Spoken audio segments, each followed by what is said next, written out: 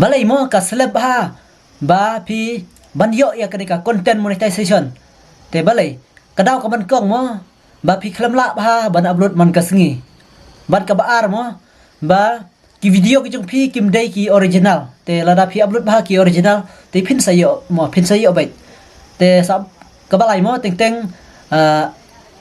ki page mo ka we ro ka teng la se ka quality ki sai jong ka video la nei jong ka reel ka jong pi kham ra sai mo namar ba ki don kam ya ka ba kan sai ka quality kan clear ka video kan clear ka dor mo te ki reel kum ju hi te ka don kam te lada pi ya upload hi man ka sengi lada pi upload hi ki ba sai pi ya upload hi ki original content ki jong pi namar ka ban kong lada pi klam yo ban setup ya kenika content monetization te ka bomot pi don kam ban upload ki video ki ba dai ki original ki jong pi te ya le ban upload ki jong la jong te lada pi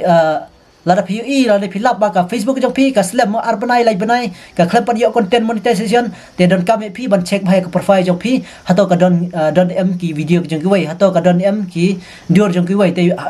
hakaba menta ba pikhan par yo content monetization don kam shwa ban le shwa ki jong la jong te check ba delete no shwa ki jong ki wai te pin upload shwa da ki jong la jong enda pi la bio content te la da pi penut kam jong ki wai ki don hi ki balong rai om barok mo te ki don ki balong rai om barok ki long te henry ki ba khlan par yo content lai pi don kam baj ban upload ki jong la jong ki video ki original ki jong pi te khnang ba pin yo no ki ka content monetization namar ba tangkan ka content ni ka ba la ban ka mai pisa ba ka Facebook te tangkat ne ngangi scam philosophy ku boleh sebut